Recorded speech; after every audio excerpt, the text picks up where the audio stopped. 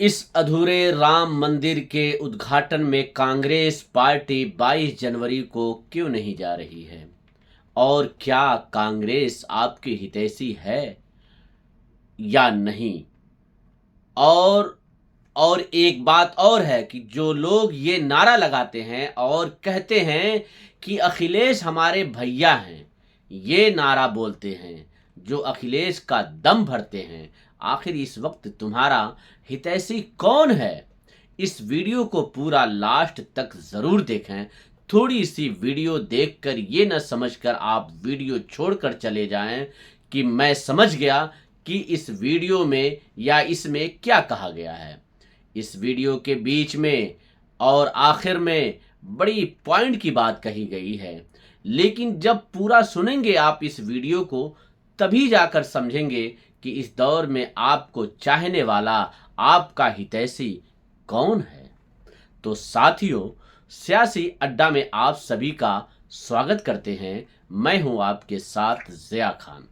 अयोध्या में राम मंदिर के प्राण प्रतिष्ठा समारोह में कांग्रेस नेता शामिल नहीं होंगे। एक दिन पहले पार्टी हाईकमान ने अपना स्टैंड क्लियर कर दिया है कि कांग्रेस ने अपने बयान में ये भी कहा कि हमारे जिन नेताओं को न्योता मिला है राम मंदिर में जाने का, वो नहीं जाएंगे। अन्य कोई नेता भी इस कार्यक्रम का हिस्सा नहीं बनेगा। इस कांग्रेस की बड़ी रणनीति का हिस्सा माना जा रहा है। न्योता मिलने के 21 दिन बाद पार्टी ने सार्वजनिक रूप से अयोध्या ना जाने का ऐलान किया है। इससे पहले कांग्रेस खुद को राम और राम मंदिर से जोड़ती आ रही है। सॉफ्ट हिंदुत्व का कार्ड भी खेलने से नहीं हिचकती है, लेकिन इस मेगा इवेंट के न्योते को क्यों ठुकरा रही है? जो इसके मायने निकाले जा रहे हैं सिर्फ 5 पॉइंट को लेकर के। बुधवार को कांग्रेस ने एक बयान जारी किया और बताया कि पार्टी अध्यक्ष मल्लिकार्जुन खड़गे, सोनिया गांधी और अधीर रंजन को 22 जनवरी को राम मंदिर के प्राण प्रतिष्ठा कार्यक्रम में शामिल होने का न्योता मिला था।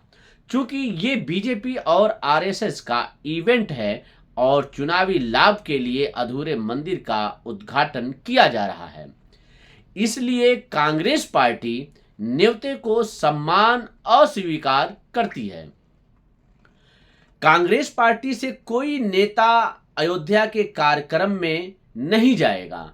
इसके साथ ही कांग्रेस ने अपने आधिकारिक नोट में उस लाइन को भी जोड़ा जिसे जिसे पिछले दिनों अखिलेश यादव, ममता बनर्जी, सीपीएन नेता वृंदा करात सीताराम येचुरी के बयानों में सुना गया है।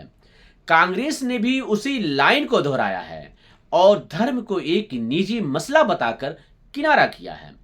नंबर 1, कांग्रेस ने अपने बयान में क्या कहा कि हमारे देश में लाखों लोग राम की पूजा करते हैं। धर्म एक निजी मामला है, लेकिन आरएसएस बीजेपी ने लंबे समय से अयोध्या में मंदिर को राजनीतिक प्रोजेक्ट बनाया है। बीजेपी आरएसएस के नेताओं द्वारा अधूरे मंदिर का उद्घाटन स्पष्ट रूप से चुनावी फायदे के लिए किया जा रहा है। 2019 के सुप्रीम कोर्ट के फैसले का पालन करते हुए, भगवान राम का सम्मान करते हुए मल्लिकार्जुन खड़गे, सोनिया गांधी और अधीर रंजन चौधरी ने स्पष्ट रूप से आरएसएस बीजेपी के कार्यक्रम के नियंत्रण को सम्मान पूर्वक अस्वीकार कर दिया है। दूसरा जो ये है कि बीजेपी के एजेंडा में न फंसा जाए। 3 महीने से भी कम समय में लोकसभा चुनाव होने वाले हैं। बीजेपी ने ये साफ कर दिया है कि वो राम मंदिर के मुद्दे को भुनाएगी और कांग्रेस को घेरने के लिए हिंदू विरोधी के रूप में प्रचारित करने में कसर नहीं छोड़ेगी। ऐसे में कांग्रेस के शीर्ष नेताओं का निर्णय बीजेपी के एजेंडे में ना फंसने का हो सकता है। कांग्रेस खुद को धर्मनिरपेक्ष पार्टी कहती है, उसका अपना बड़ा वोट बैंक है, ये कांग्रेस का कहना है। शीर्ष नेतृत्व के अंदर खाने ये डर है कि अगर वो अयोध्या जाती है तब भी बीजेपी घेरती और मंदिर आने के लिए मजबूर करने का दम भरती। ऐसे में वो बीजेपी के एजेंडे में फंस सकती थी। और तीसरा पॉइंट, कांग्रेस का अनुमान है कि हमारे पास मुस्लिम का वोट बैंक है। ये कांग्रेस का अनुमान है, कांग्रेस पार्टी का ये अनुमान है। साथियों, देश में मुस्लिम वोटर्स की संख्या तकरीबन 15% है। कांग्रेस का कहना यह है कि लोकसभा चुनाव में देश में सबसे ज्यादा मुस्लिम वोट हमारे पास है। ये कांग्रेस का कहना है। और इसका यह भी कहना है कि पिछले चुनाव में उत्तर भारत के कई राज्यों में कांग्रेस को 50% से ज्यादा मुस्लिम ने वोट किया था। यानी उसका कहना यह है कि आधे से ज्यादा मुस्लिम वोट बैंक कांग्रेस के पास है। ये कांग्रेस का कहना है कि पार्टी अगर अयोध्या जाती है तो इससे एक बड़ा वर्ग नाराज हो सकता है और इसका खामियाजा कांग्रेस को चुनाव में भुगतना पड़ता। कांग्रेस को इससे फायदा मिल जाता। कांग्रेस को अयोध्या नहीं जाने से मुस्लिम तुष्टीकरण की संभावना से इनकार नहीं किया जा सकता। देश के मुसलमानों को यह संदेश जाएगा कि गांधी परिवार और कांग्रेस की तरफ से कोई नेता अयोध्या कार्यक्रम में नहीं गया। कांग्रेस अपने आप को मुसलमानों की सबसे बड़ी समर्थक और हितैषी समझती। जो ये मैं समझता हूं कि कांग्रेस सिर्फ मुसलमानों को लॉलीपॉप देकर उनके साथ सही नहीं किया। जो आप बाबरी मस्जिद को ले लें, जो भी कारनामे बाबरी मस्जिद में हुआ उसमें सबसे ज्यादा कांग्रेस का हाथ है।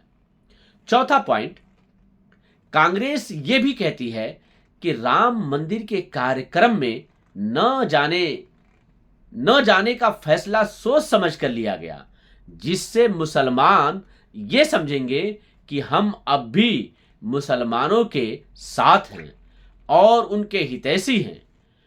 कांग्रेस ने करीब 21 दिन ये बताने में लगा दिया कि पार्टी नेता 22 जनवरी को अयोध्या नहीं जाएंगे। कांग्रेस के दूसरे सहयोगी भी लगभग वही वजह गिनाते हुए इनकार कर चुके हैं।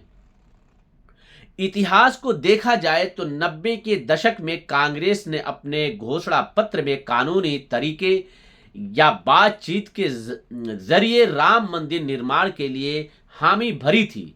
इस लिहाज से तो अयोध्या के प्राण प्रतिष्ठा में जाना चाहिए था कांग्रेस को। पांचवा पॉइंट, जो उत्तर भारत में सिर्फ हिमाचल प्रदेश में कांग्रेस की सरकार है, हाल ही में राजस्थान और छत्तीसगढ़ में कांग्रेस ने सत्ता गंवा दी है। मध्य प्रदेश में भी इस बार बुरी हार मिली है। पंजाब, दिल्ली, उत्तराखंड, यूपी समेत अन्य राज्यों में भी पार्टी का बड़ा वोट बैंक खिसक गया है। इसके दक्षिण भारत की तरफ देखा जाए तो वहां कांग्रेस मजबूत होते दिख रही है। पहले कर्नाटक में सरकार बनाई, फिर तेलंगाना में भी जीत मिली। उत्तरी, पश्चिमी और अन्य मध्य प्रदेश राज्यों में पार्टी कोई खास फायदा नहीं होगा, जहां बीजेपी कांग्रेस के बीच सीधी लड़ाई है। तो साथियों, अब जो भी आप लोगों ने सुना उसी का मैं खंडन करना चाहता हूं कुछ बातों को लेकर। बात यह है कि कांग्रेस आखिर राम मंदिर के उद्घाटन में क्यों नहीं जाना चाहती है? क्या वजह है आखिर? ये चीज दलित और मुसलमान दोनों को सोचना है कि आखिर वो क्यों नहीं जाना चाहती है। इसका मतलब ये है कि दलित और मुसलमानों का वोट लेना चाहती है, लेकिन मुसलमानों की आंखों पर पर्दा पड़ा हुआ है। इनको एक टाइम की अफ्तारी करा दें, बस उसी पार्टी के ये हो जाएंगे।